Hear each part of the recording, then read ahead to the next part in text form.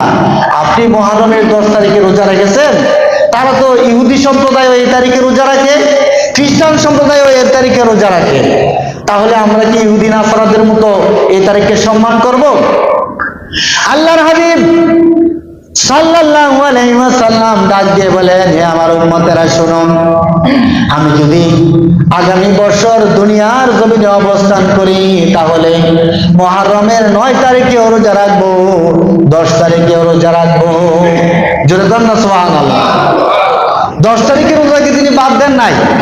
তিনি বলেছেন, আমরা মুসলমান, আমরা ইমানদার, আমরা আল্লাহকে সবচাইতে ভালোবাসি, সুতরাং আমি এবং আমার উম্মত সকলে কি করবে? 9 তারিখেও রোজা রাখবে, 10 তারিখেও রোজা রাখবে।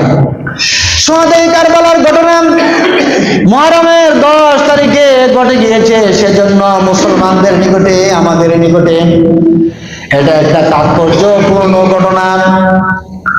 এই ঘটনা এত কঠিন ঘটনা যে ঘটনার কথা শুনলে মুসলমানের অন্তরে একটা আঘাত লেগে যায়। কেননা আল্লাহর নবী যাদের সম্পর্কে প্রশংসা করেছেন, ইমাম হাসান হুসাইন রাদিয়াল্লাহু তাআলা আনহুমা সম্পর্কে বলেছেন, মান হাব্বাহুমা ফাকাদ হাব্বানি। ও আমার উম্মতেরা শোনো, যে হাসান হুসাইনকে ভালোবাসবে সে আমি নবীকে ভালোবাসবে। আমান আবগাদাহুমা ফাকাদ আবগাদানি।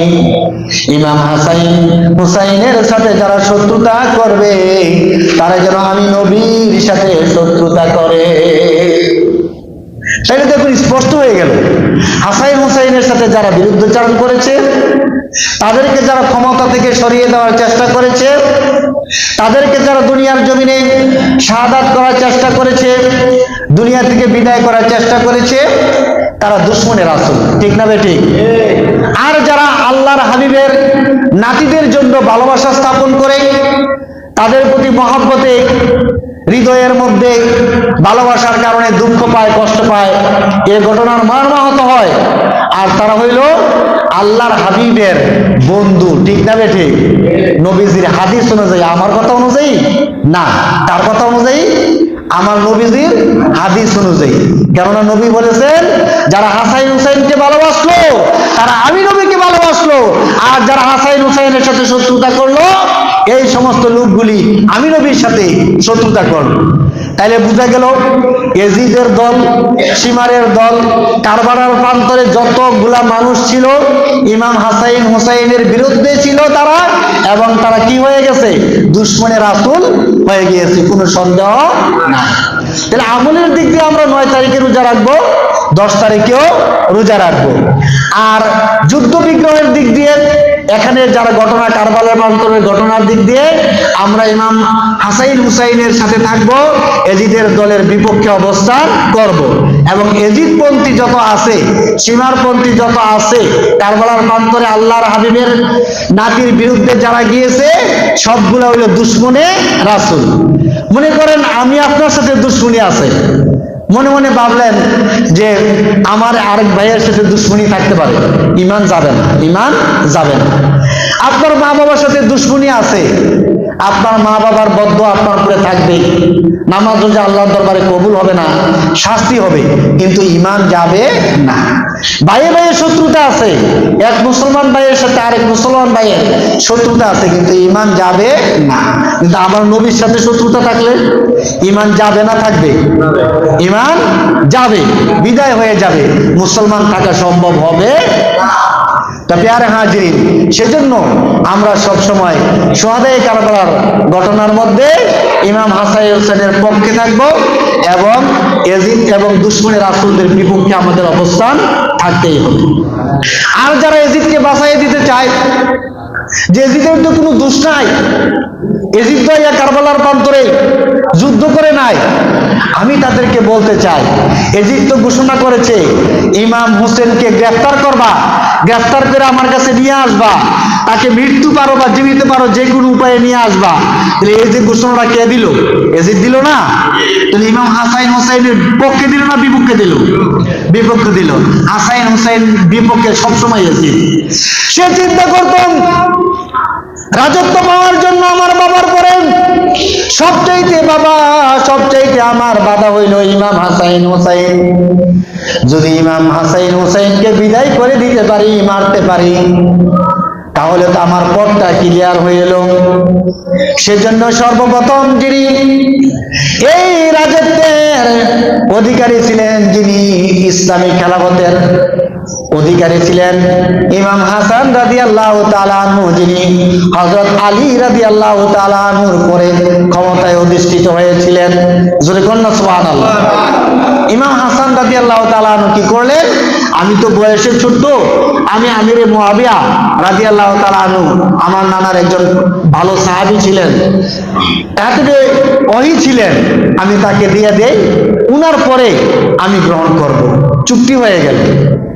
কিন্তু এজিদ দেখলো যে চুক্তি হয়ে রয়েছে, আমার বাবার পরে তো হাসাইন রাজত্বটা নিয়ে যাবে, খেলাফতটা নিয়ে যাবে, আমার তো আর কোনো ক্ষমতা থাকবে না। সাহিত্যের চেষ্টা করলো হাসানকে বিদায় করার জন্য। ইমাম হাসানের 4 জন স্ত্রী ছিল। কয়জন? ইসলামী হুকুমত অনুযায়ী 4 জন স্ত্রী আপনি একসাথে রাখতে পারবেন।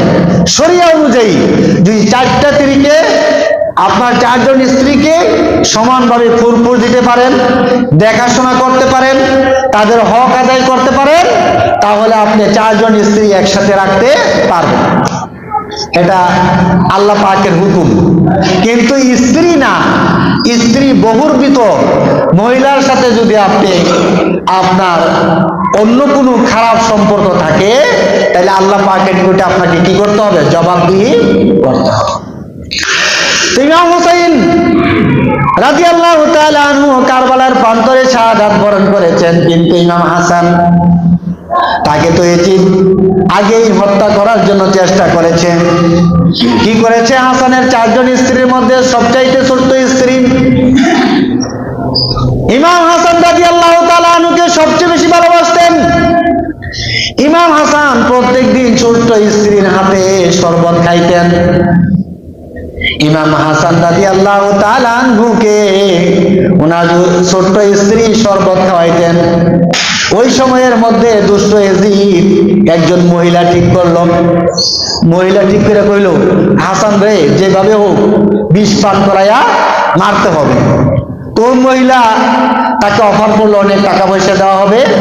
এবার হাসানের রাদিয়াল্লাহু তাআলা আনহু ওনার ছোট্ট স্ত্রীকে দিয়ে বলতে লাগলো, কই তুমি হাসানের স্ত্রী, সে তো কোনো খেলাফত না,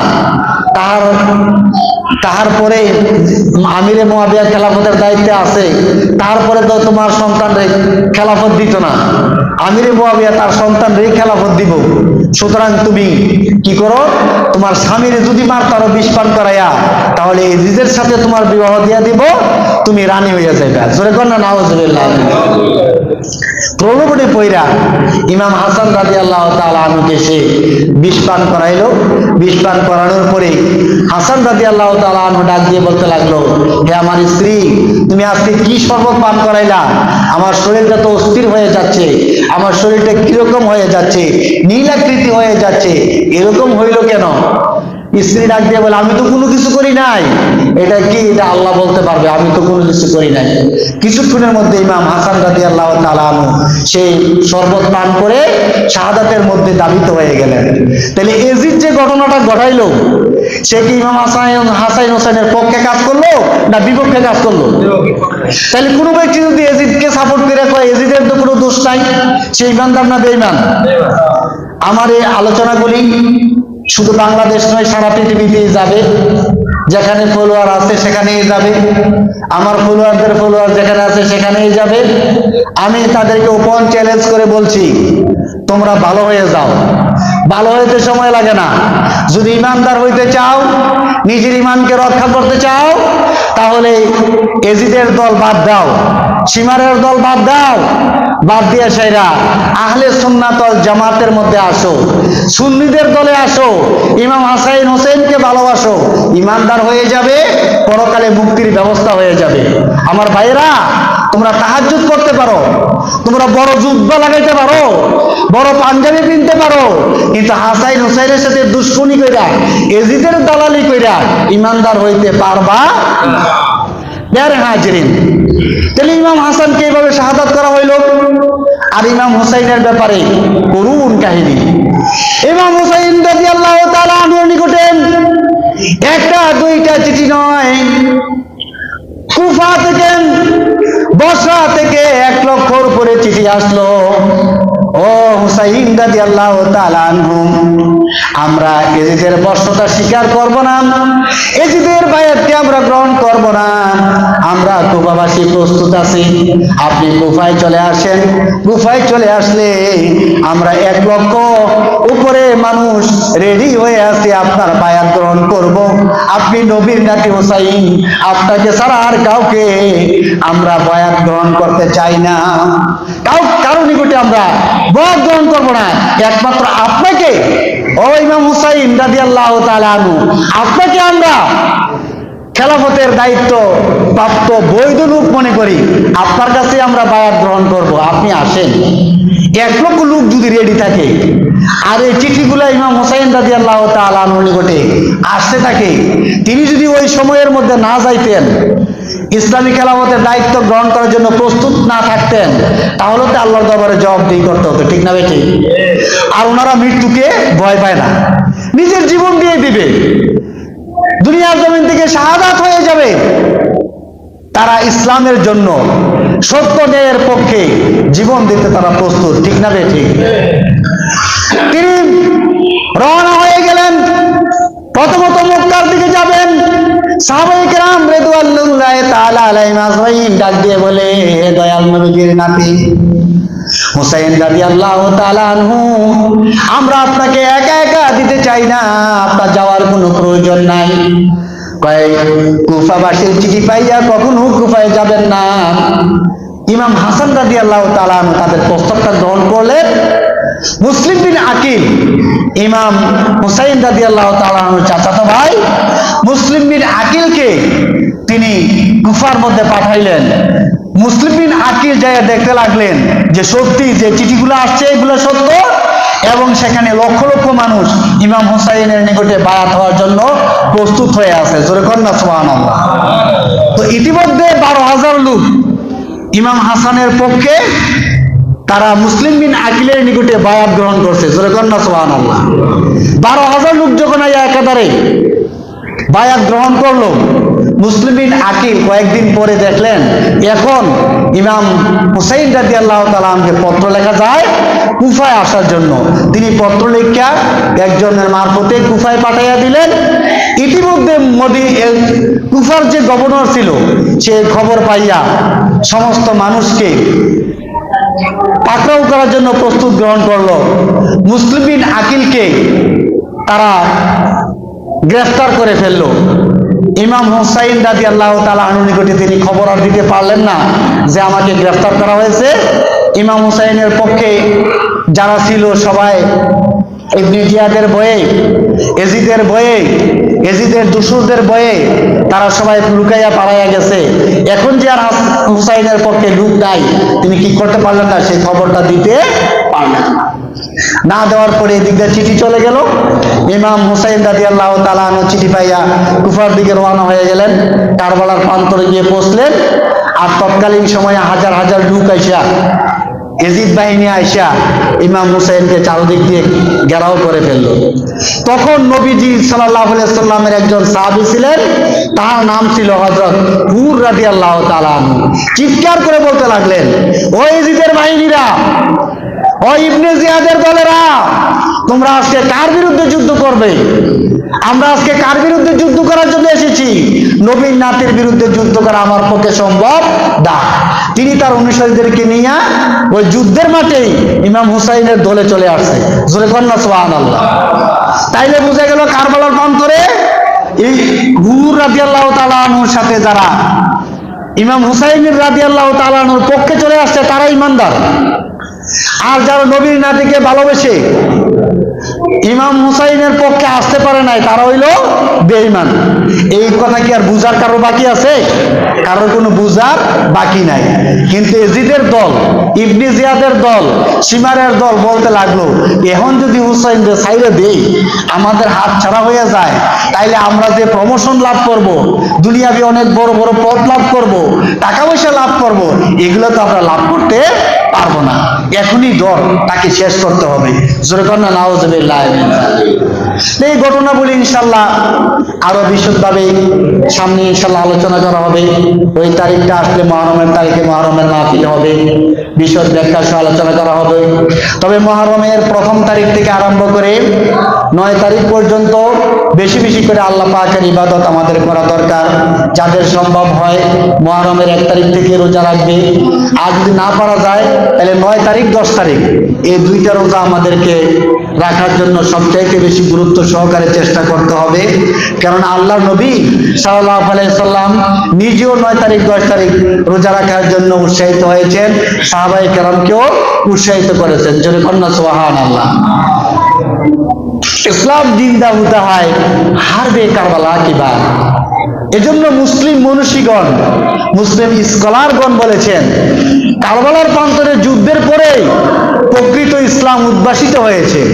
কারা হাসান হোসাইনের দল, কারা ইয়াজিদের দল, এটা বিশদভাবে বিস্তারিতভাবে প্রকাশিত হয়ে গেছে। মুসলমানদের জন্য, ইমানদারদের জন্য ইমান নিয়ে চলা অত্যন্ত সহজ হয়ে গেছে। কেননা যারা ইমাম হাসান হোসেনের পক্ষে থাকবে তারা হইল ইমানদার, আর যারাই বিপক্ষে থাকবে, যত মুখে মুখে যত নরম কথা ভদ্র কথা ইসলামের কথা বলো, হাসান হোসেনের বিরুদ্ধে গেলে তারা হইল বেঈমান। আল্লাহ পাক সেভাবে চলার জন্য তৌফিক আমাদের সকলকে দান করেন। সবাই এখন আল্লাহুম্মা আমিন। ওয়া আখিরু দাওয়ানা আলহামদুলিল্লাহি রাব্বিল আলামিন। যারা সুন্নাত পড়েন নাই আপনারা সুন্নাত পড়ে নিন।